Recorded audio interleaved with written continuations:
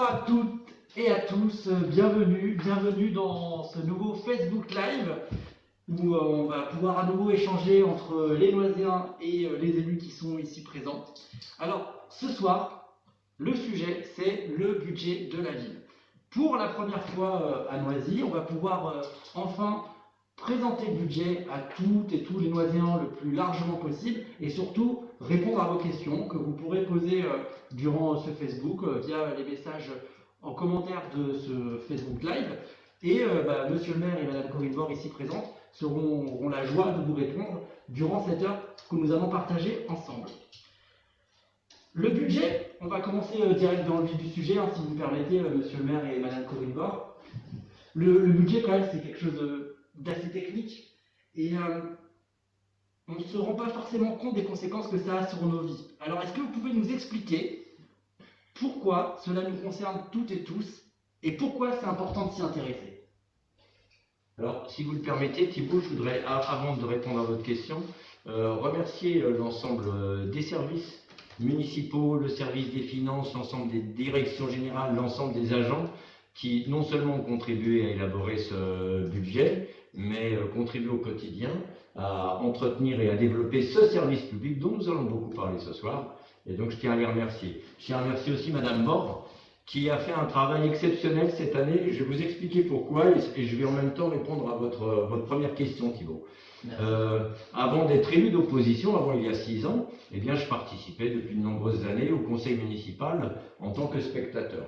Et quand j'assistais au budget, eh bien, j'avais l'impression d'avoir affaire à des techniciens qui, en réalité, avaient une certaine connaissance de ces éléments budgétaires, mais qui, en réalité, se les appropriaient, se les gardaient. Et moi, j'avais du mal à comprendre tous les éléments, les tenants, les aboutissants. Et quand je suis devenu élu d'opposition il y a 6 ans, eh bien, non seulement je me suis formé, j'ai suivi des formations, et je me suis intéressé de plus près à ce budget. Et je me suis rendu compte qu'un budget, eh bien, c'était très parlant, très évocateur et très important. Et donc, je réponds à votre question, Thibault, et je vous remercie de me l'avoir posée d'ailleurs. Ça fait plaisir. Eh bien, le budget, c'est essentiel. Parce que, au-delà des chiffres et de l'aspect technique qui est présenté, et c'est pour ça que Corinne a fait un gros travail de pédagogie et puis d'explication et de vulgarisation, eh bien, un budget est le reflet des grandes orientations, des grands choix que nous avons nous présentés à travers un programme dans notre campagne électorale, et un budget, c'est le reflet de ça. Et le premier élément, c'est qu'il doit parfaitement être le reflet de ce qu'on a choisi, mais nous avons, nous, souhaité que ce budget soit davantage démocratisé, qu'il soit davantage, que la population, et donc vous, Noiséennes et Noiséens, que je remercie d'être présents ce soir, que vous vous l'appropriez davantage, pour que ça ne soit plus une question de spécialistes, mais une question qui concerne l'ensemble des Noiséennes et des Noiséens, des agents bien sûr du service public, mais des élus et des habitants. Merci Monsieur le maire. Madame Bord. Absolument, puis la pédagogie du budget, comme Monsieur le maire vient de vous l'expliquer, c'est créer les conditions pour que chacun puisse se l'approprier, puisse en discuter, puisse y contribuer, et c'est offrir un peu plus de place au fur et à mesure du temps à la participation des habitants dans l'élaboration du budget. Enfin, partager les ambitions telles qu'on va vous les présenter du budget, c'est important, mais partager les contraintes, parce que les budgets c'est aussi des contraintes, avec tout le monde, c'est permettre que chacun puisse comprendre, participer aux décisions et les assumer à la suite. Enfin, juste pour dire, le budget, c'est de l'affaire de tous, y compris parce que tout le monde contribue au budget au travers de sa vie, de sa participation au service public, aux impôts, et donc c'est notre objet à tous, c'est une partie de notre bien commun. Merci beaucoup Madame Bord, donc je vois qu'on a commencé tambour battant. Alors, vu que c'est quelque chose où on est dans le partage, je pense que c'est important que ceux qui nous regardent pensent à poser des questions via les commentaires. Ça va aussi nous nourrir. Il y aura peut-être des questions où on n'arrivera pas à répondre, mais en tout cas, on s'engage durant la semaine prochaine à trouver des réponses à vos questions concernant le budget. On va enchaîner tout de suite avec une deuxième question, Monsieur le maire, Madame Bord. Est-ce que vous pouvez nous expliquer comment se construit le budget d'une ville? Concrètement, d'où vient l'argent? De l'État, de nos impôts? Est-ce que Madame Bord, vous voulez commencer par répondre? Alors concrètement, plusieurs temps. Comment on a fait dans notre organisation de travail? On est arrivé au mois de juillet 2020 aux responsabilités avec Monsieur le maire. Dès la mi-juillet, on a écrit une note au service pour expliquer sur quelle base on voulait construire le budget 2021. On s'y prend en avance. Et puis, on a demandé à chaque élu et chaque service de travailler de concert de façon à ce qu'on partage les orientations, qu'on partage les ambitions de service public et qu'on fasse des propositions chiffrées. Puis avec les services des finances et les élus, on a organisé un dialogue de gestion, tout simplement, un dialogue entre les uns et les autres pour comprendre ce que chacun voulait faire, le chiffrer et voir comment tout cela rentrait dans les possibilités de la ville. Alors comment on définit les possibilités de la ville? C'est les recettes. C'est des recettes et des dépenses. Alors sur les recettes, c'est là que la régie envoie la jolie slide. Vous voyez, il y a plusieurs types de recettes. En vert, vous avez la fiscalité. La fiscalité, c'est quelque chose comme à peu près 32 millions d'euros dans le budget de la ville. 32 millions d'euros, c'est les impôts locaux, le produit de la taxe d'aménagement qu'on a mis dans cette catégorie-là et le produit de la taxe foncière sur les propriétés bâties et la taxe foncière sur les propriétés non bâties. La taxe d'habitation, on n'en a plus. On l'a plus, elle est compensée par une partie de la taxe foncière que le département touchait et qui nous revient, et puis avec un petit coefficient, puisque la réforme de la taxe d'habitation fait qu'à Noisy-le-Sec, on touchait moins que ce qu'on percevait avant. Donc l'État nous donne un petit peu de correction, un petit peu, c'est quand même 6 millions, hein, un gros petit peu de correction. En rouge, vous voyez les pourcentages, hein, c'est un peu moins important, c'est la péréquation entre territoires. Qu'est-ce que c'est la péréquation entre territoires? C'est notre capacité à partager la richesse à l'échelle des territoires. C'est à la fois le Fonds de solidarité de la région Île-de-France, le FRIF, dans le jargon commun, mais aussi l'attribution de compensation qu'on a mis là d'Est Ensemble, enfin de la métropole de Grand Paris, pardon, qui est autour de 14 millions, voyez. Et donc au total, sur la péréquation, il y a 20 millions en tout, 21 millions en tout.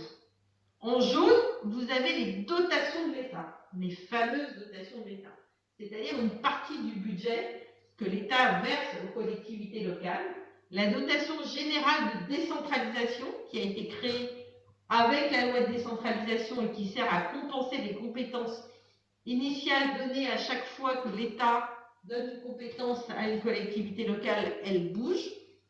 Enfin, ces derniers temps, elle bouge plutôt à la baisse. Et la dotation globale de fonctionnement qui a une partie forfaitaire et une partie solidaire et qui donne un montant d'à peu près 13 millions pour la ville sur la dotation globale de fonctionnement en tout avec les 1 million de la dotation globale de décentralisation, on est autour de 14 millions. Enfin, en bleu, le produit des services publics, les tarifs de la cantine, des centres de loisirs, du centre municipal de santé, voilà, les tarifs, les inscriptions aux colonies de vacances. Et en mauve, le tout petit truc, c'est les subventions que la ville reçoit des autres collectivités locales ou des appels à projets. Comme vous voyez, les subventions, c'est pas beaucoup. Et donc, ça peut être pour nous une piste pour aller plus loin. Voilà à peu près comment on fait un budget et d'où vient l'argent. Merci Madame Bord. Monsieur le maire, est-ce que vous voulez ajouter quelque chose? Non, peut-être que enfin, Vous m'avez dit non. je vous ai dit non, mais non, Madame Bord a parlé de péréquation. Vous pouvez peut-être vous poser vos questions parce que pour nous, quand on dit péréquation, ça nous semble évident, mais la péréquation, alors il y a la péréquation verticale, la péréquation horizontale. Donc c'est surtout un système de solidarité. Voilà. Donc c'est lorsque des collectivités plus riches contribuent aux revenus des municipalités ou des collectivités, parce qu'il n'y a pas que les municipalités qui perçoivent, qui viennent aider à travers un impôt des municipalités et des collectivités plus pauvres. Tout à l'heure, si quelqu'un pose la question parce qu'il a écouté ce que j'ai dit, Madame Bord pourra vous donner des éléments de comparaison dont on a déjà parlé par rapport à Neuilly, Sur-Seine, Noisy-le-Sec, d'autres villes, ce qui est fort intéressant. Et deuxième élément peut-être, c'est que la fiscalité dont parlait Madame Bord, nous sommes aujourd'hui 38% à payer, nous étions 45% et nous ne sommes aujourd'hui plus que 38% à payer la taxe d'habitation, à payer l'impôt. Donc ce n'est pas, nous ne sommes pas une ville où nous sommes nombreux à payer l'impôt. Peut-être juste ajouter ça, mais je répondrai aussi tout à l'heure à la fiscalité. Très bien, donc ça tombe bien parce que monsieur le maire, je vais vous laisser la parole parce que la prochaine question, peut-être vous qui allez introduire, commencer à répondre à cette question, c'est concrètement, là on voit, ça représente énormément d'argent les impôts, mais dans la ville, à quoi ça sert? À quoi servent nos impôts? Alors, l'impôt est quelque chose qui est beaucoup décrié, parce que je crois que nous en parlerons à la fin de notre entretien. Ne dévoilez pas tout, s'il vous plaît, monsieur. Je ne dévoile pas tout. Mais l'impôt est quelque chose de très important lorsque l'impôt est juste.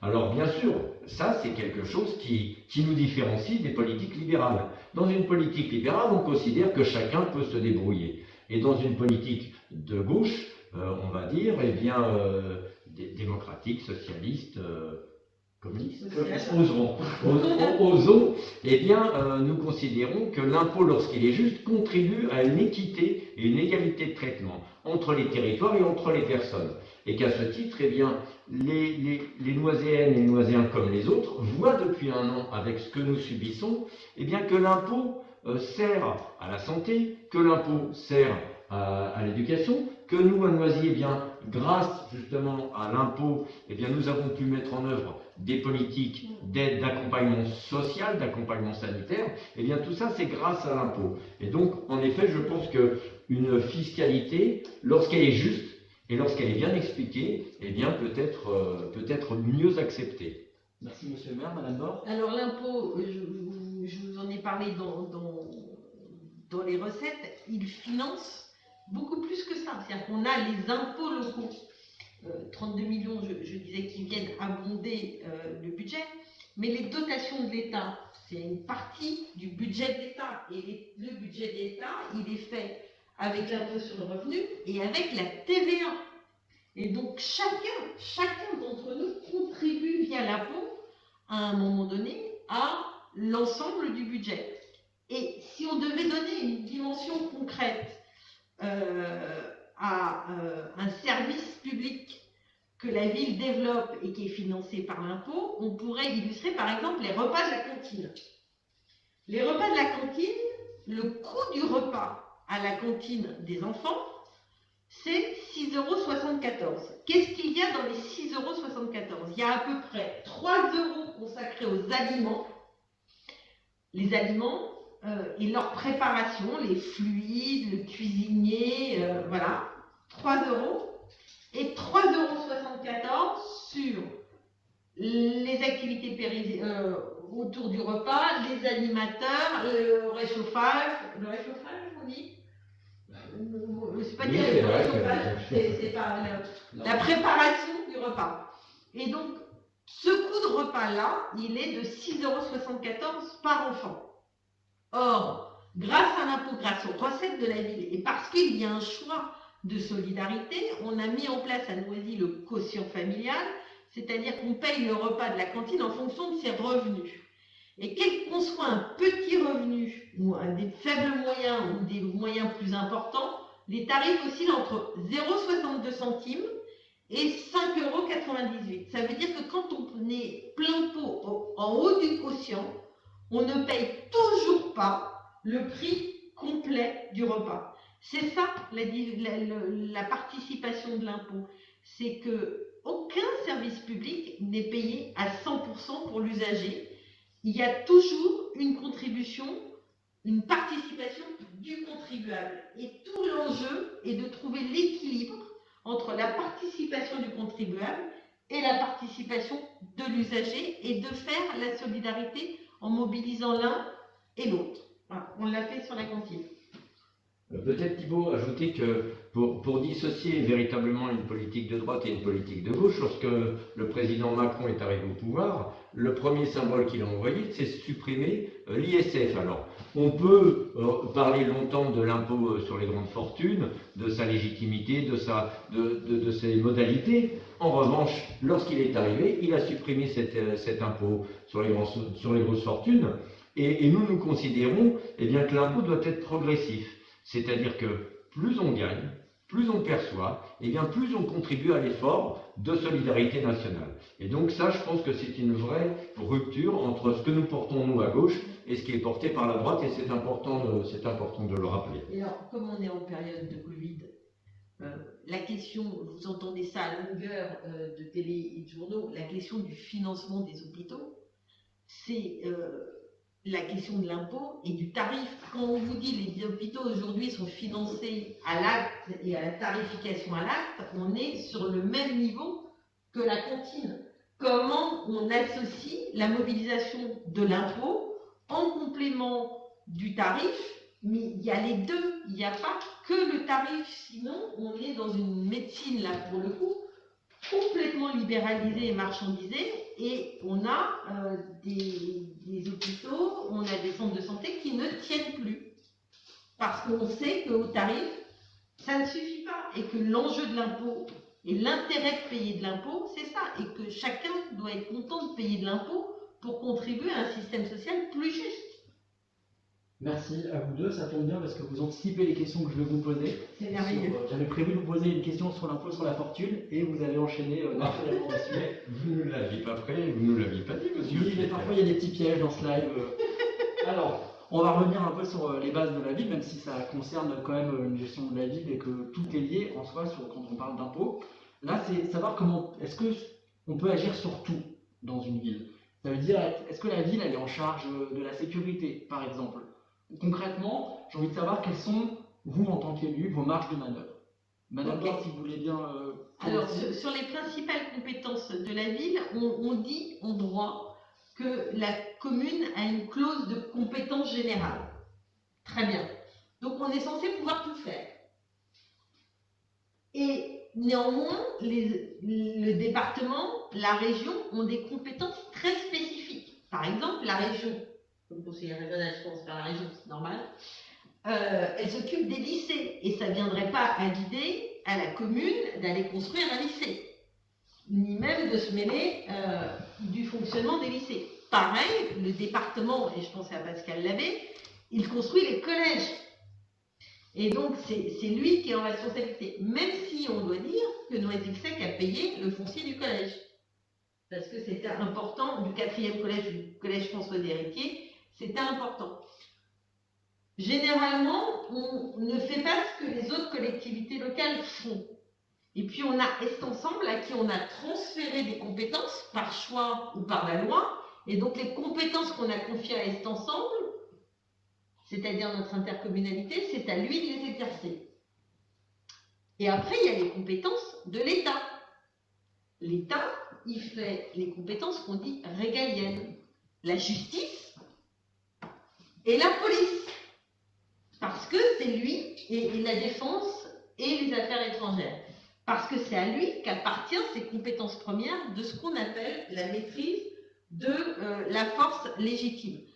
Et donc, la sécurité, c'est l'État, la sécurité publique, la police nationale.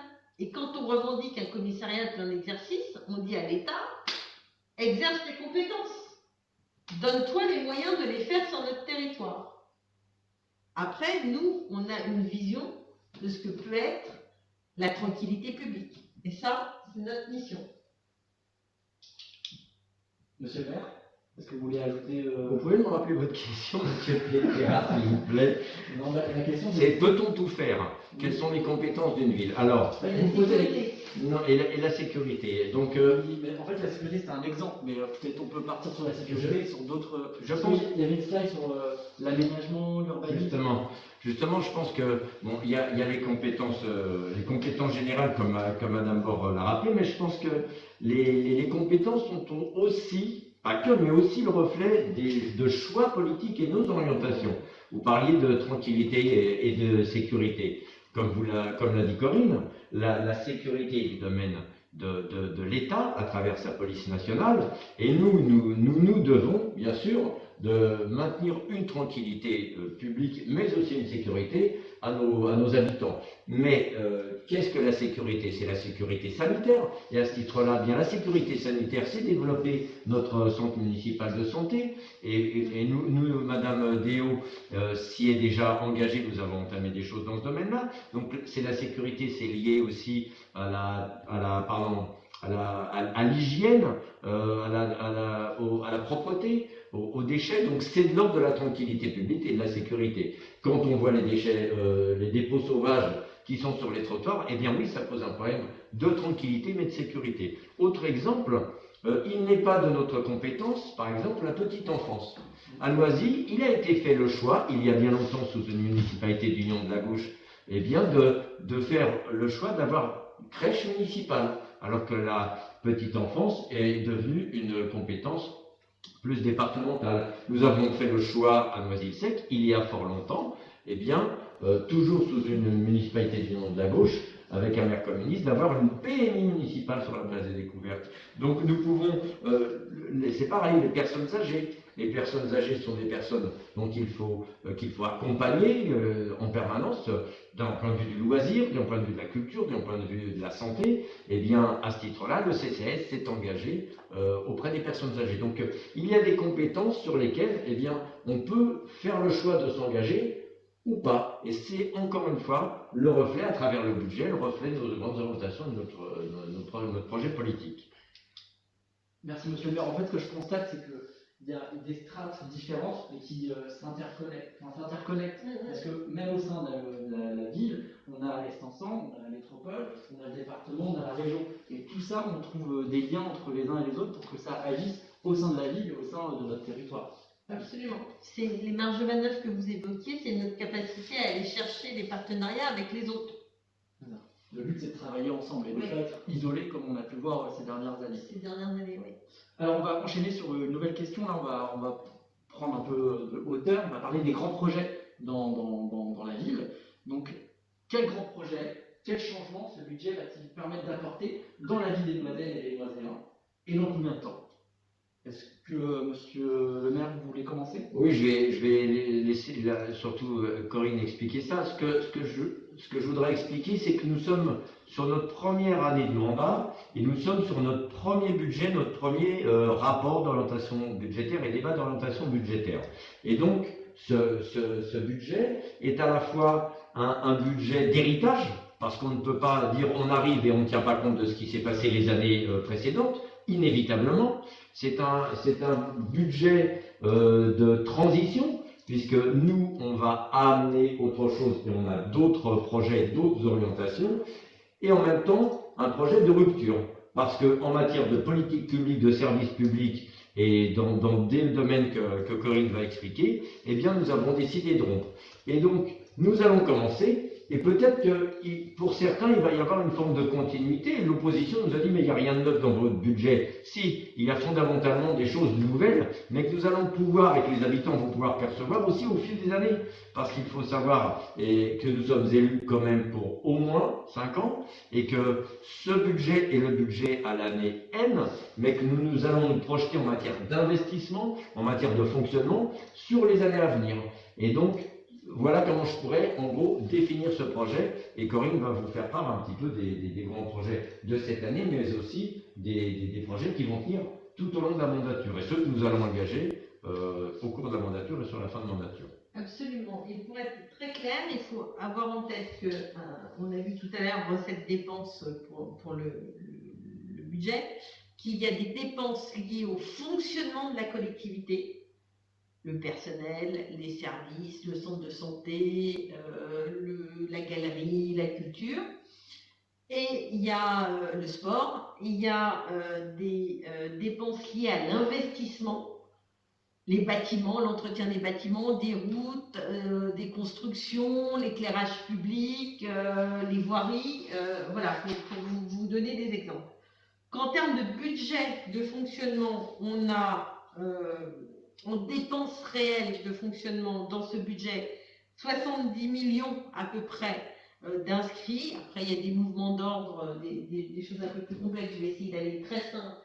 En argent que l'on peut dépenser pour le fonctionnement, il y a 70 millions. Et en argent qu'on peut dépenser pour l'investissement, une fois que j'ai évacué tous les mouvements d'écriture, il y a 23 millions.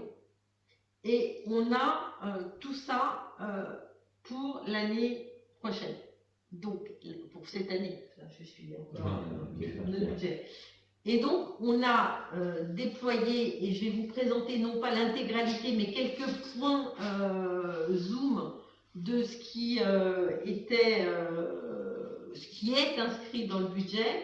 Et par exemple, sur la première slide qu'on va vous présenter, vous aurez, en termes d'action sociale et de solidarité, parce qu'on est dans une période un peu particulière, au sein du budget du CCS, du Centre communal d'action sociale, qui est un établissement public en soi que la ville finance pour agir socialement. Les aides sociales sont renforcées et augmentées de 36%, c'est-à-dire que la ligne dédiée à l'aide aux familles, aux personnes, sont augmentées de 36% parce qu'on estime que la situation sociale est préoccupante. Pareil, autre point fort qui était un point du programme, qui était la question de l'accès au droit. L'accès au droit, dès qu'on est arrivé au mois de juillet, on a une des premières réponses qu'on a fait à un appel à projet, c'était l'appel à projet des bus France Service. On a candidaté et posé la candidature de la ville. Qu'est-ce que ça veut dire? Ça veut dire qu'on va mettre en place un bus qui fera le tour de différents quartiers, piloté par Aldeo, dont c'est enfin, elle ne va pas conduire le bus, encore que, mais par sa délégation, pardon, qui va faire le tour des différents quartiers qui ne sont dotés qui ne sont pas dotés de services publics et qui permettra d'apporter au plus près des Noisiennes et des Noisiens la CAF, la CEPAM, le guichet unique de la ville, les services des impôts, l'état civil et plein d'autres choses de cette nature. C'est un coût de 150 000 € dans le budget, mais d'ores et déjà avec le partenariat financier que l'on a, on a à peu près 90 000 € de recettes dès cette année, puis 30 000 € tous les ans sur 3 ans pour le fonctionnement. Et donc, ça nous permet d'installer très vite une des propositions fortes qui était dans le programme. Pareil, sur Soigner, j'ai été censurée sur Soigner, ça me semblait important de le dire.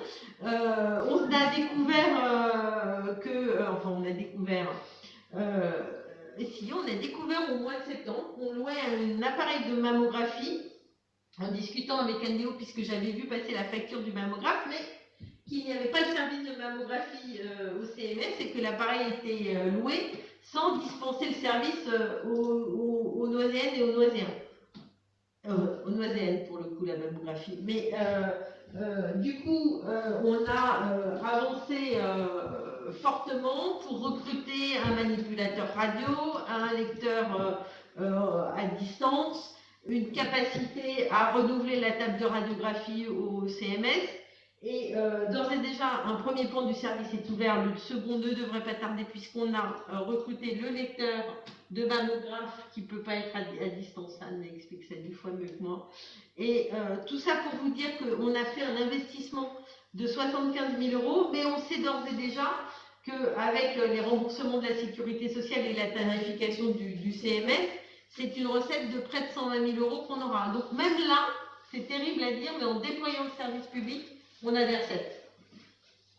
Si je prends le slide suivant, on est sur l'émancipation, qui est pour nous un point fort, et on développe un projet qui nous tient à cœur, qui est le projet éducatif global, qui est à la fois, comme son nom, il porte bien son nom de globalité, qui prend l'intégralité de la personne tout au long de sa vie pour faire de l'éducation un acte émancipateur.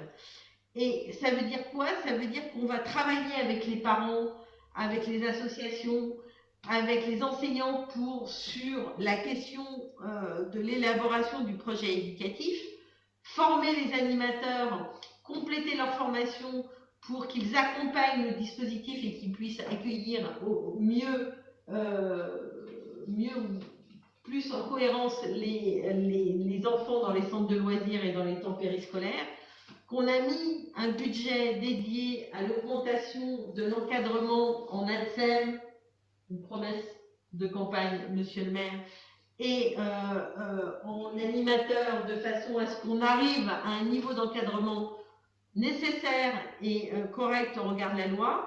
On a recruté quelques ADSEM, je dois le dire, c'était un des soucis, on avait longtemps été interpellés sur cette question.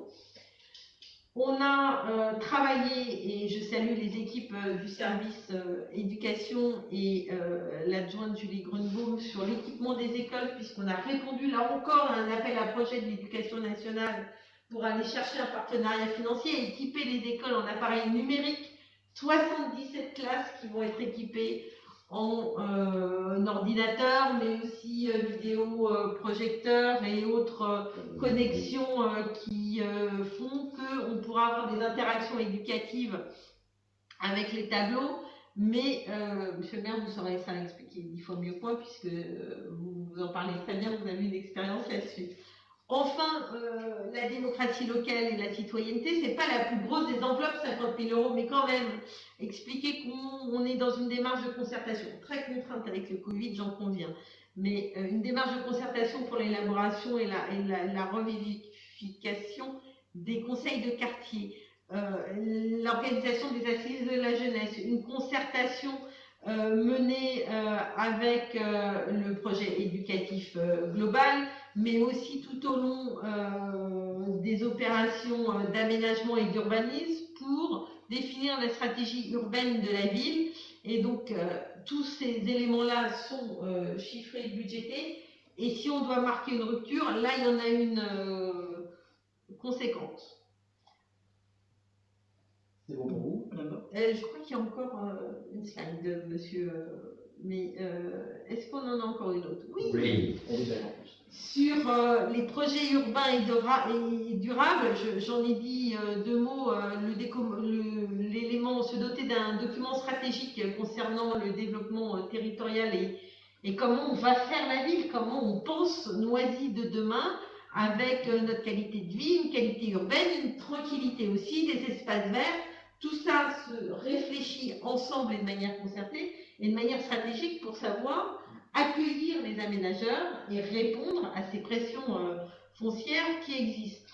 Les équipements et les investissements d'entretien général, on a constaté, en arrivant quand même, ce qu'on avait déjà vu, mais ça s'est confirmé, un entretien très mesuré, on va dire, du patrimoine de la ville, que ce soit des écoles ou du patrimoine bâti ou encore du patrimoine urbain, les rues et autres de la ville, avec une faiblesse du plan accessibilité puisque très peu de crédits n'avaient été engagés sur cette ligne. Et donc là, on a mis un peu le paquet là parce qu'il faut rééquilibrer et remettre à niveau l'ensemble du patrimoine de la ville. Un patrimoine mal entretenu, c'est un patrimoine qui coûte plus cher en fonctionnement. Donc c'est y compris presque des mesures d'économie sur le fonctionnement à venir. Enfin, les grands projets, et j'en dirai peu parce que c'est des projets qu'on connaît, c'est notre héritage, comme vous le disiez, monsieur le maire, c'est l'opération Cœur de Ville qu'il faut finir, c'est le complexe Langevin qu'évidemment il faut construire puisqu'on a besoin de cette école, on a besoin de ce gymnase, et finir l'école Jean Renoir, comment vous dire, c'est naturel, non? Il nous reste une slide sur la transition écolo. Me semble-t-il, non? Peut-être. Bon, je pense que celle-là, elle a été... On abandonne la transition Non, on écologique. l'abandonne pas. C'est moche. Ce que vous dites, c'est mal. Et Non. pourtant, c'est extrêmement important parce que je vais en dire deux mots quand même, même si vous l'avez Non, mais pas. c'est la vision de la slide, on peut en parler. Je voudrais dire deux mots parce que la transition écologique, c'est une exigence en fait, elle s'impose à nous et c'est une exigence. Et au-delà de l'exigence, vous allez me dire que je suis près de mes sous, mais en fait, je suis d'autant plus près des sous que c'est pas les miens, c'est les nôtres. Et que avec la transition écologique, c'est à la fois préparer l'avenir pour nous permettre que nos enfants aient un monde un peu meilleur ou moins pire que ce qui se prédit, et puis améliorer l'air, l'eau, le climat, mais c'est aussi faire des économies de fonctionnement parce que quand on fait de la réhabilitation de bâtiments et de la rénovation thermique, on consomme moins d'électricité, moins de fuel et moins d'eau. Quand on fait tout un travail sur l'éclairage, on consomme moins d'électricité. Imaginez-vous, j'ai vu la facture il n'y a pas longtemps, c'est plus d'1 million d'euros par an de facture d'électricité la ville. Elle n'est toujours pas au LED. Et donc il faut faire un plan de passage au LED de l'éclairage public, de l'éclairage dans les bâtiments communaux et dans les écoles. Et voilà, ça nécessite un investissement, mais les économies viennent après. Mais chacun sait, chacun fait ça chez lui. Je crois que tout le monde comprend. Monsieur le maire, est-ce que vous souhaitez ajouter un point? Non, tout n'a pas été dit, mais l'essentiel a été dit. Il faut qu'on garde une partie quand même de notre temps pour répondre aux questions des Noisiennes et Noisiens. Pour compléter juste ce que vient de dire Corinne, c'est la première des dépenses de l'ensemble des collectivités au niveau national et l'éclairage public. Et donc à ce titre, en matière d'énergie, je pense qu'on a toutes et tous un gros travail à faire, à la fois nous les collectivités, mais vous aussi en tant que particulier, et bien sûr un travail dans les écoles pour les enfants. Merci, j'aime bien la négative par la positive. C'est les questions qui sont longues, bon voilà, vous m'avez compris. Alors ensuite, ça c'est une question un peu piège, et je sens que vous l'attendez, et les loisirs l'attendent aussi. Comment comptez-vous agir pour augmenter les recettes de la ville? Et là c'est la question qui tue. Allez-vous augmenter les impôts locaux? Ne transpirez pas, monsieur le maire, tout va bien se passer. Non. Alors, Allez-y, madame. Bon, allez, Corinne. pour une mesure, augmenter les recettes de la ville, c'est aller chercher des partenariats financiers. Vous avez vu la première, je vous ai dit le mauve est tout petit à la slide présentant les recettes. Il faut faire grandir le mauve. Voilà. Il faut faire grandir le mauve sans toucher au vert. C'est tout l'enjeu. Et c'est toute la stratégie. Après, on va aller chercher des partenariats. On va rationaliser, c'est pas très bon, mais c'est quand même ça, encadrer les dépenses de fonctionnement. Je vous ai dit, si on peut économiser en électricité, en eau, si on peut économiser en frais de fonctionnement parce qu'on aura bien géré les investissements et qu'on sera au optimum, tant mieux. Et puis on va aller chercher des partenariats financiers, des subventions auprès de l'État, de la région, du département. On fait une réunion tous les 2 mois de cofinancement pour flécher là où on peut aller chercher chaque bout de projet une subvention. C'est un travail phénoménal et je salue les équipes qui font ça. Oui, on peut mettre cette slide-là. Et voilà, c'est aller chercher des alliances territoriales et financières. Et puis, d'aucuns voudraient dire qu'on peut aussi s'endetter, mais en fait, c'est pas mal d'emprunter, surtout que le taux est très bas, les taux sont très bas en ce moment. Il faut être raisonnable. C'est-à-dire qu'emprunter pour prévoir l'avenir, c'est des dépenses naturelles d'investissement et c'est sain. Il ne faut pas trop emprunter pour rester dans une maîtrise de l'endettement raisonnable. En dessous de 10 ans, c'est le seuil d'alerte et c'est ce qu'on a prévu sur l'ensemble du mandat. Donc tout ceci est très maîtrisé. Voilà. Mais les partenariats financiers sont une bonne piste. Quant à l'impôt, Monsieur le maire. Quant à l'impôt, eh bien non, contrairement à toute cette campagne de dénigrement et de fausses nouvelles durant et la campagne et après la campagne. Non, nous n'augmenterons pas la taxe d'habitation qui nous incombe cette année tout au moins. Et ensuite, si vous voulez me faire dire que je dis cette année mais qu'après on la fera payer, ben c'est que, comme vous l'a dit Madame Bord, de toute façon, la taxe d'habitation va disparaître et en 2023, plus personne ne la paiera. Donc je fais partie de ceux qui la payent encore et nous ne la paierons plus en 2023. Ce qui renvoie tout de même si elle est compensée par le foncier du département, mais c'est encore une fois, il faut bien que vous compreniez quelque chose, c'est que lorsque nous perdons une possibilité de revenu, je vais peut-être préciser ça si vous voulez bien, monsieur Pietrera, Thibault, je vais préciser quelque chose qui est important que vous compreniez en exprimant très clairement. Les collectivités percevaient la taxe professionnelle que M. Sarkozy a supprimée. Là, M. Macron supprime la taxe d'habitation. C'était de la fiscalité qui permettait aux villes d'avoir une certaine autonomie. Parce qu'en fonction de l'activité de la ville, qu'elle soit industrielle, économique ou bien des habitants, nous avions une certaine autonomie, liberté.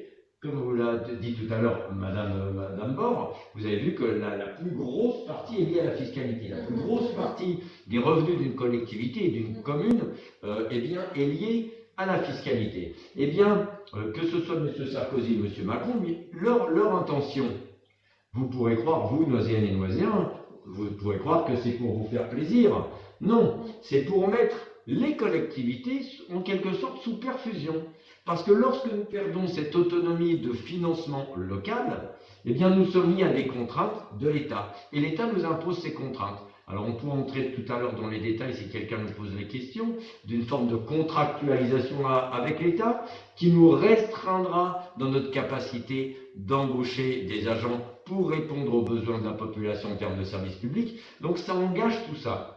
Donc non, nous n'allons pas augmenter les impôts locaux, la taxe qui nous appartient, mais néanmoins nous pouvons chercher d'autres formes de revenus de la fiscalité. Il y a une taxe qui s'appelle la taxe d'aménagement qui permet en particulier avec toutes les opérations de promotion immobilière d'augmenter la part des promoteurs lorsqu'ils construisent dans Noisy ou ailleurs, puisque ça se fait ailleurs, d'augmenter cette taxe. Il peut y avoir des leviers qui sont liés à l'activité économique. Il y a des villes qui réussissent à payer leurs équipements publics parce qu'elles ont augmenté la présence sur leur territoire d'entreprises d'activité économique. Donc nous allons chercher des leviers, les subventions dont Corinne a parlé, mais nous n'augmenterons pas les impôts. Et comme Corinne l'a dit, non seulement nous n'augmenterons pas les impôts, mais nous n'augmenterons pas non plus les tarifs des services publics que Corinne aussi a évoqué dans sa première slide, et ce qui rapportait aussi à la ville.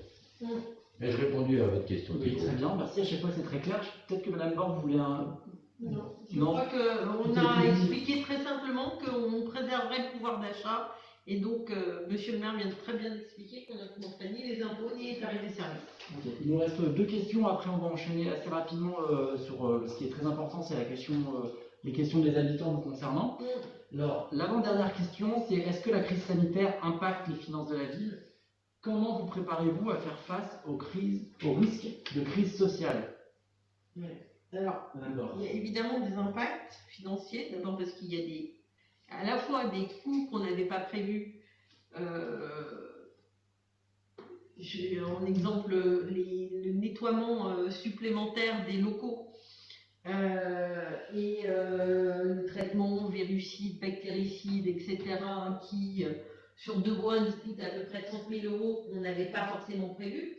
Et donc, l'achat de masques, l'achat de gel, les rubalises, tout un tas d'investissements de cette nature, les distributeurs de gel, tout ça nous a coûté l'année dernière. Ça nous coûte aussi parce que quand les écoles sont fermées, quand les centres de loisirs sont fermés, quand la cantine ne fonctionne pas, on n'a pas des recettes. On n'a pas des recettes, on n'a pas certaines dépenses. Et je vous disais, sur un tarif de cantine, il y a 3 € dans l'assiette, avec un peu de fluide et de personnel. Dans la fonction publique, il n'y a pas de chômage partiel, donc tout le monde garde son salaire, et donc les dépenses de masse salariale elles sont pas compensées par l'État, elles sont réelles. Donc on continue à avoir des dépenses sans avoir les recettes en face. Donc on perd un peu de recettes. Et puis surtout, on vit dans un climat où on ne sait pas ce que sera demain. On ne sait pas, on a augmenté le nombre d'analyses au CMS, est-ce qu'on contribue ou pas au centre de vaccination des villes d'à côté et comment? On ne sait pas ce que sera demain. Donc on a prévu une enveloppe de dépenses imprévues parce que, comme leur nom indique, elles sont parfaites pour ce qu'on ne sait pas, ce qui risque de se passer mais qu'on ne peut pas anticiper. Et donc on a prévu cela pour pallier au que sais-je qui pourrait arriver et qui nous tomberait dessus en 2 jours. Vous avez vu comment un confinement se passe. Si en 2 jours on doit ouvrir un centre de vaccination ou contribuer au centre de vaccination d'à côté ou ouvrir, que sais-je, un autre truc qui arriverait et qu'il faudrait faire à ce moment-là, eh ben, on aurait de quoi intervenir rapidement. Et le deuxième point de la question, c'était qu'est-ce qu'on fait pour la crise sociale? Je crois que monsieur le maire voulait réagir sur ce point-là. Oui, donc on a vécu et on vit encore une crise sanitaire. Nous sommes au début d'une crise sociale. Je crois qu'il y en a une autre crise dont on parle peu, c'est la crise psychologique. Je pense que c'est un facteur qu'on ne perçoit pas ou qu'on peut commencer à mesurer, mais qui va s'installer, je pense, durablement, une crise à laquelle il va falloir être très attentif. Pour répondre à votre question, Thibault, comment se préparer à une crise sociale? Je pense que personne n'est véritablement préparé. Et nous avons commencé à la subir, et les Noisiennes et les Noisiens en premier lieu, parce que le travail énorme que fait le CCAS en matière d'aide, d'accompagnement, eh bien, s'est trouvé développé. Sur l'aide, par exemple, l'hébergement d'urgence, je crois que nous en sommes à 26 000 € depuis que nous sommes aux affaires, avec 19 000 €, me semble-t-il, jusqu'en décembre, et depuis janvier, une accentuation. Donc, il y a véritablement, nous nous exposons aujourd'hui, mais nous ne mesurons pas tout, des domaines dans lesquels nous allons devoir accompagner les gens. La jeunesse, par exemple, eh bien, nous allons devoir l'accompagner, parce qu'elle risque d'être comme les personnes âgées, aussi, mais la jeunesse, nous allons tenter de l'accompagner dans le domaine de l'insertion professionnelle, de l'emploi, parce que c'est ce qui, pour cette jeunesse, contrairement aux personnes âgées, l'emploi, l'insertion va faire défaut. Et donc nous avons commencé avec les élus, que ce soit Madame Fétal ou que ce soit d'autres élus, avec M. Ronget sur l'insertion, eh bien, nous avons commencé à anticiper les effets de cette crise sociale. Donc nous allons faire autant que faire se peut, et avec les différents partenaires dont parlait Corinne tout à l'heure, parce que il y a le territoire d'Est Ensemble, il y a le département, il y a d'autres partenaires avec lesquels nous allons devoir travailler, l'État, les services de l'État, puisque en matière de politique de la ville, nous sommes accompagnés, nous sommes aidés par la préfecture et les services de l'État pour relancer un petit peu à la fois l'économie et accompagner. Peut-être une spéciale dédicace aux associations qui se mobilisent depuis des mois et des mois en termes de solidarité, parce que pour faire face à cette crise sociale, eh bien, que ce soit l'État, les collectivités, ce n'est pas la seule réponse.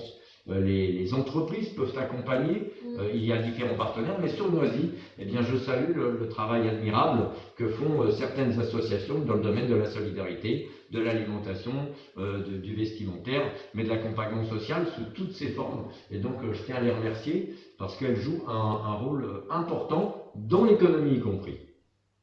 Merci, monsieur le maire. En parlant de santé, de psychologie, le service jeunesse en lien avec Madame Fétal a mis en place des rendez-vous gratuits avec une psychologue une fois par semaine. Voilà, donc c'est dans cette continuité. On va aborder la dernière question avant de vous poser les questions des habitants. Alors aujourd'hui, on fait un Facebook Live. On donne la possibilité aux habitants de poser des questions, mais est-ce que sur le budget, vous prévoyez de les associer davantage dans la conception de ce budget? Madame Borde. Alors, oui, globalement, et on l'a dit en introduction, expliquer comment ça marche et déjà permettre à chacun de s'approprier les éléments plutôt techniques de façon à pouvoir prendre plus de place. Il y a des expériences qui existent de budget participatif dont certaines me convainquent qu'à moitié, pour tout vous dire. où on donnerait une enveloppe au conseil de quartier pour qu'ils choisissent leur projet de quartier. Je trouve que c'est intéressant, mais je trouve que c'est très réducteur. C'est quand même très donner les moyens d'agir sur une portion quand même assez congrue du budget, puisque je dis on est à peu près à 100 millions, voilà. Et donc il faut travailler avec les conseils de quartier, il faut avec les citoyens pour trouver notre méthode de façon à associer et à faire participer les habitants à la discussion budgétaire globale. Et donc, comment on fait? Alors, on va voir avec les conseils de quartier pour commencer à discuter, on va voir comment la charte de conseil de quartier avance, est-ce qu'il y a des gens volontaires? Et puis, comme je disais en introduction, c'est bien de partager les attentes, c'est aussi bien de partager les contraintes. Parce que on a des recettes qui sont ce qu'elles sont, une stratégie de recherche de recettes qui vaut ce qu'elle vaut, puis on va essayer de trouver les partenariats, des projets qui sont déjà engagés, des exigences, parce qu'on ne peut pas faire sans créer les classes adéquates pour accueillir les enfants, parce qu'on on est attendu sur un certain nombre de choses.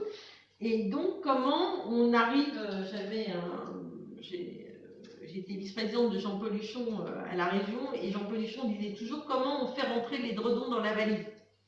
Et ben, c'est un peu ça l'exercice, c'est comment on fait rentrer la somme des attentes dans une valise. On arrive toujours à faire rentrer l'édredon dans la valise. C'est une stratégie. Mais il faut pouvoir avancer ensemble pour partager l'ensemble des éléments et les contraintes et les attentes et les partager avec les citoyens.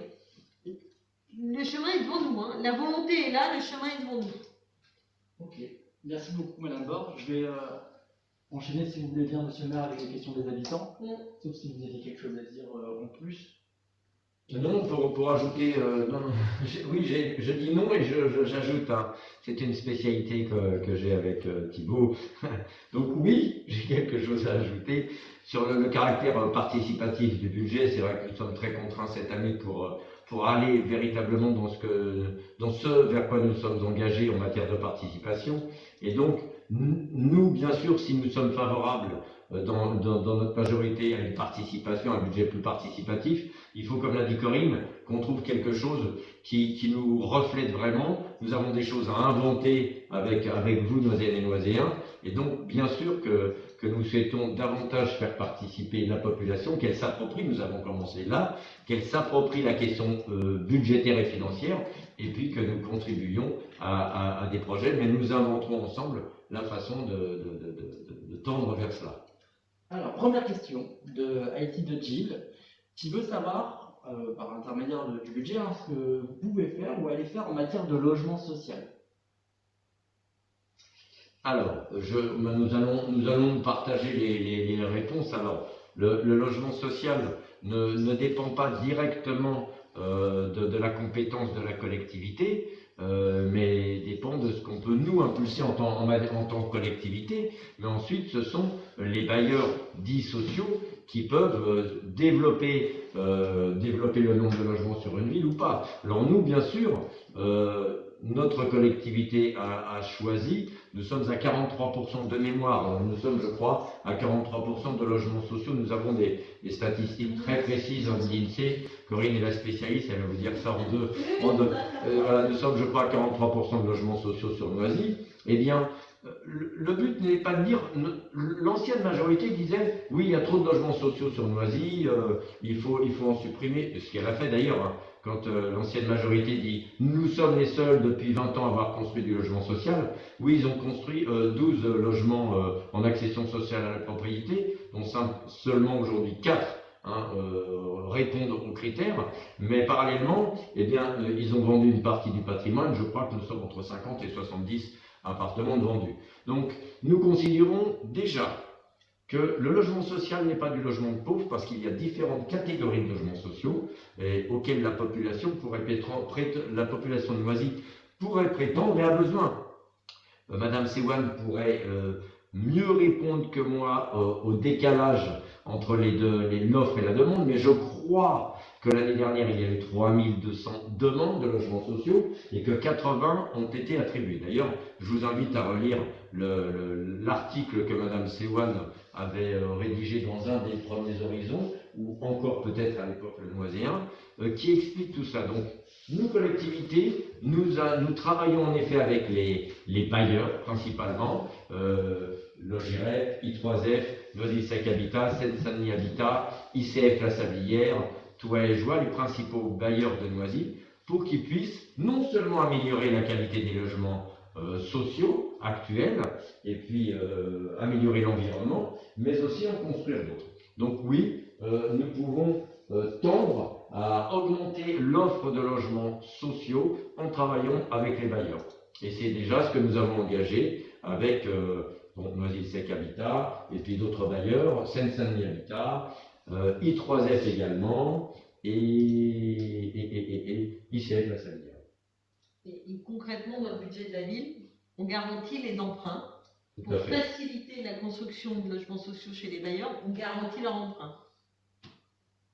C'est ce qui est voté, la garantie d'emprunt, c'est ceux qui suivent le conseil municipal, souvent, il y a des délibérations qui portent sur des garanties d'emprunt, ce qui représente dans le budget en plus une somme. 169 millions. Pardon ? 169 millions. Voilà, ce qui est dans notre budget municipal, ce qui représente 169 millions, ce qui est une somme considérable parce que nous accompagnons en effet les bailleurs sociaux dans leurs emprunts.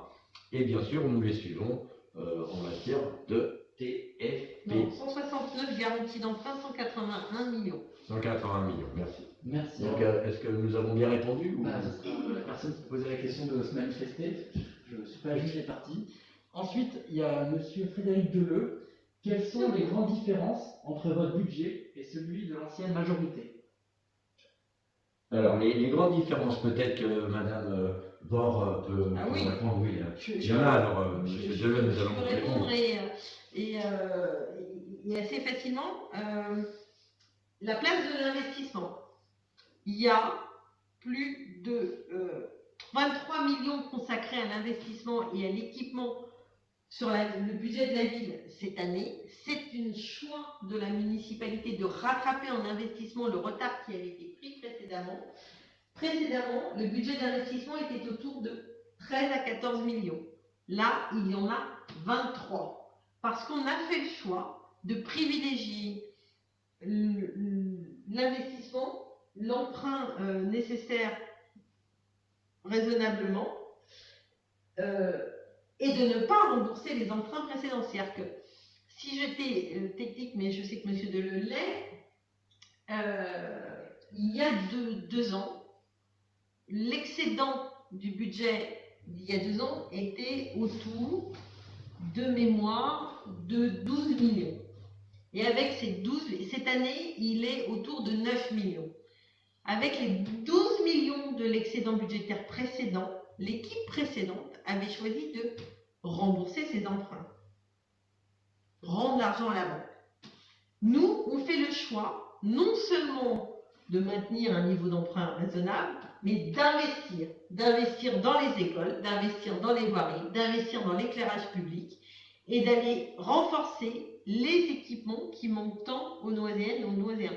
Planter des arbres qui est en augmentation, faire des opérations nécessaires et définir, pour nous on a une série d'études, et définir ce qu'on appelle un plan pluriannuel d'investissement qui permettra de maintenir ce niveau d'investissement sur l'ensemble du mandat, de cibler les opérations que l'on veut, et sur la base de ce ciblage d'opérations qui ne sera pas arrêté et fluctuant d'une année sur l'autre, on ira chercher les cofinancements pour aller continuer à investir. C'est la première remarque. La deuxième serait le renforcement du service public. C'est ce que j'allais compléter. Mais... Alors, on pourrait parler longuement pour répondre à la question de M. Frédéric Deleu. Il y en a plusieurs ruptures, hein. J'en ai parlé tout à l'heure, mais il faut comprendre, M. Deleu le comprend très bien, que nous sommes aussi dans une phase comme je l'ai dit, d'héritage et de continuité et de transition.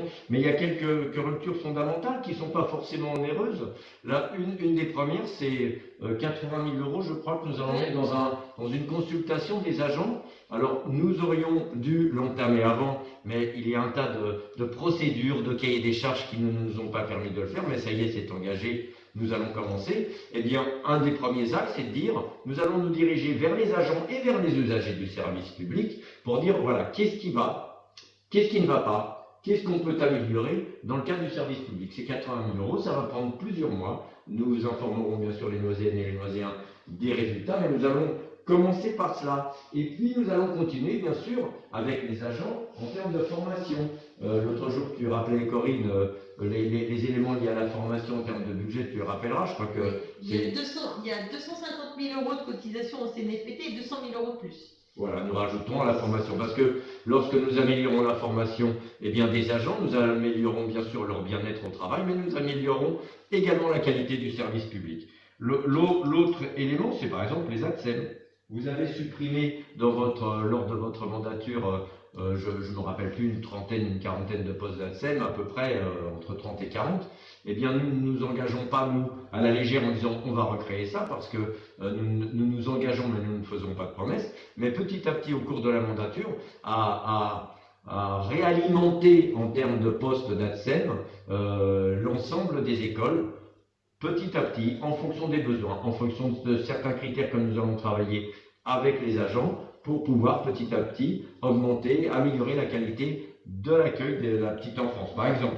Alors, il y a aussi quelque chose de fondamental, mais on ne va pas passer trop de temps sur cette question, c'est cette ligne, ceux qui ont suivi les conseils municipaux, cette ligne qu'on appelle dans un budget le 012. Alors, le 012, eh bien, c'est la ligne qui correspond au personnel, aux agents.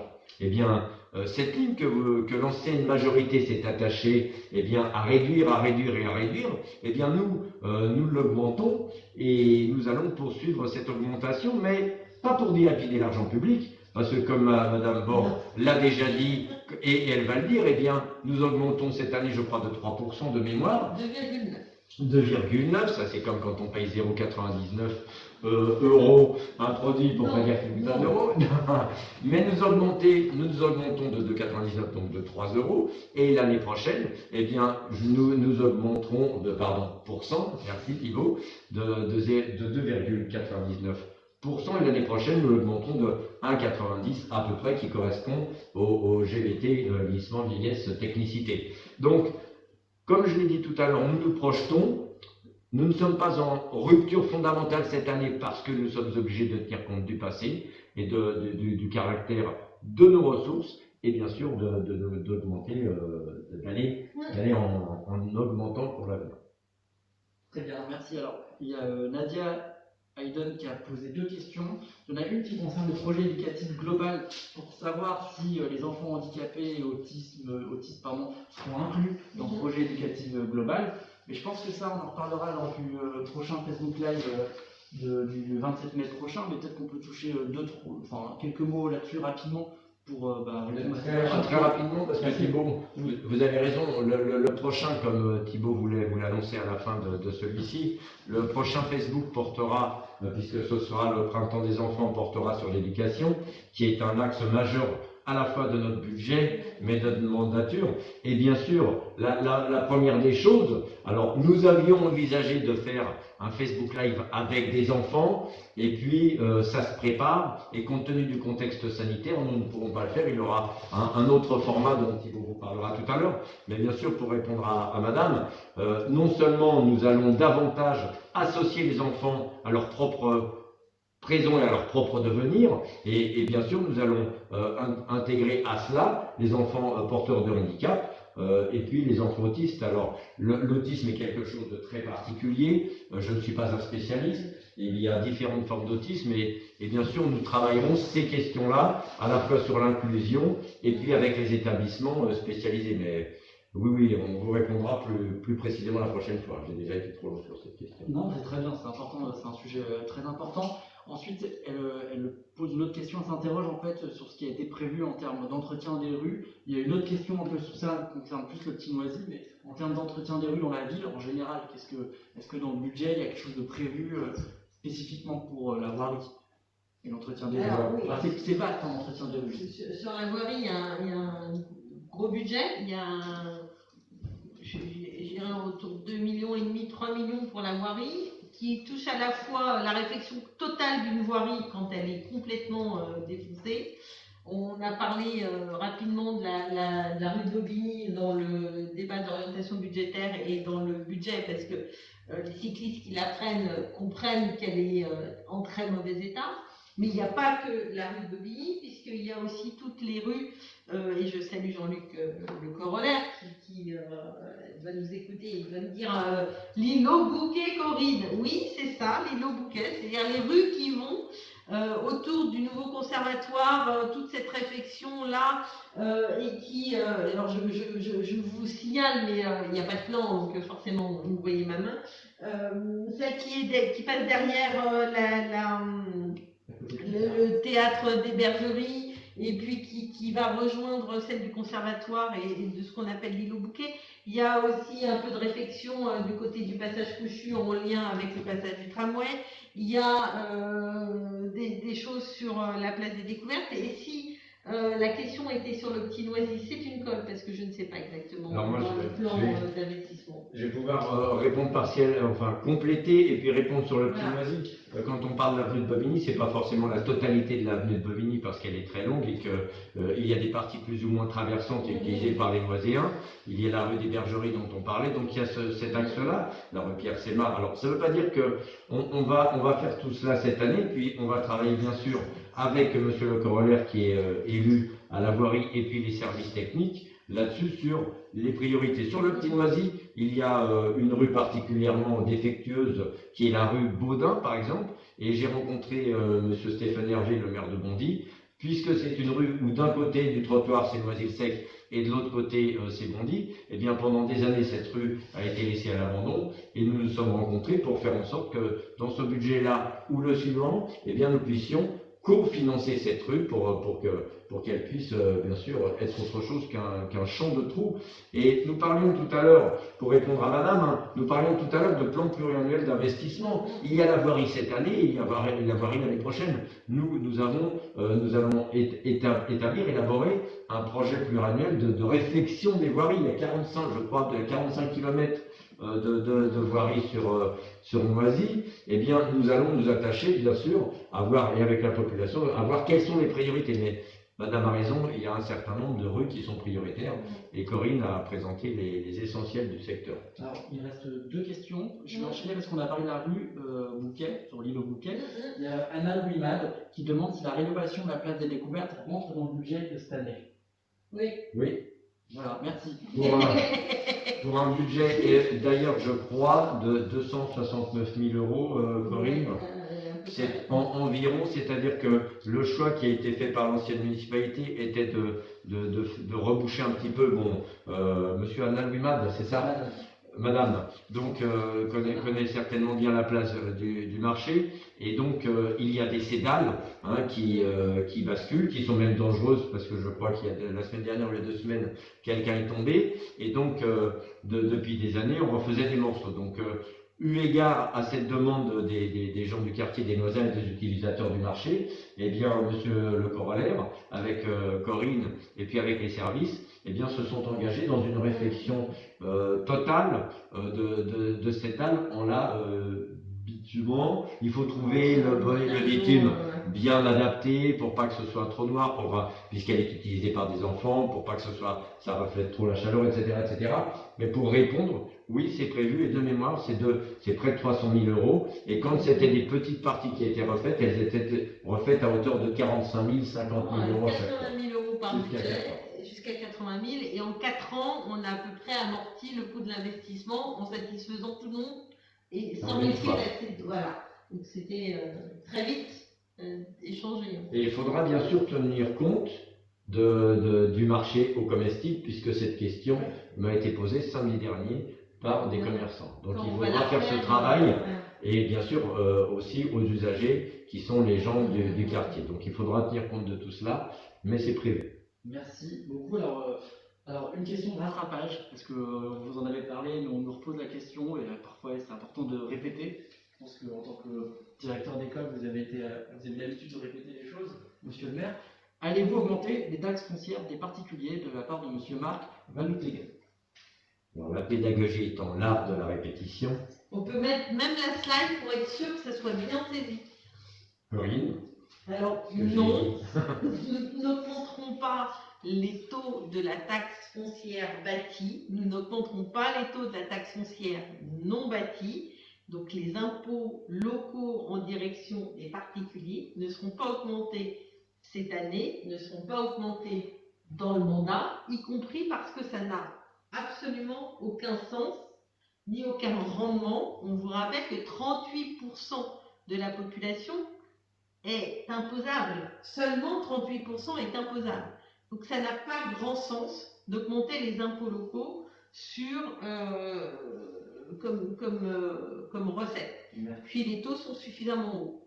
Et en revanche, la part départementale, d'autre part, augmenteront certainement dans l'avenir, mais ce n'est pas notre... Je crois pas. Non. Dans l'avenir, non, je pense qu'ils ont perdu tout droit de faire augmenter les taux à partir du moment où ils ne les perçoivent plus. Donc elle est figée à ce qu'elle est aujourd'hui, ce qui est bien pour les particuliers et ce qui est peut-être moins bien pour les recettes de la ville. Je vous disais, on partage les envies et puis les contraintes. Les contraintes, c'est que l'intérêt, c'est que vous n'avez pas d'impôt en plus. Les contraintes, c'est qu'il n'y a pas de recettes en plus à la ville. Et donc, on fasse des dépenses en plus, il n'y a pas de recettes. Et du service en Non, mais vous êtes lancé, c'est très bien. Faut qu'on conclue bientôt. Ah bon, d'accord. Mais en fait, il y a une question ce monsieur a une autre question qui est intéressante, c'est est-ce qu'il craint en fait l'augmentation de l'endettement de la commune? Et on en avait parlé vous en aviez parlé lors du conseil municipal. Peut-être un rappel, ça peut aussi être intéressant. Alors, c'est une bonne question. C'est une très très bonne question parce que c'est toujours un équilibre entre les dotations, les recettes directes et puis l'emprunt.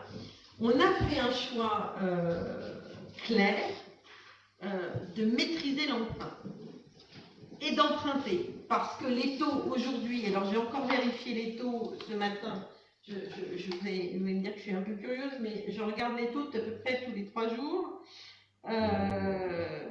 Chacun fait comme il veut, hein, chacun, voilà. Donc ce matin, à 10 ans, on empruntait entre 0 et 0,3%. À 15 ans, on était entre 0,3 et 0,5%. Vous imaginez bien qu'à 15 ans, le taux moyen d'endettement de la ville est autour de 15-20. On est entre 0,3 et 0,5% l'emprunt. C'est un peu... l'inflation est à 1,2%. Donc, c'est pas qu'on gagne de l'argent en empruntant, mais ça ne nous coûte pas. L'augmentation des dotations est à 0,18-0,20%.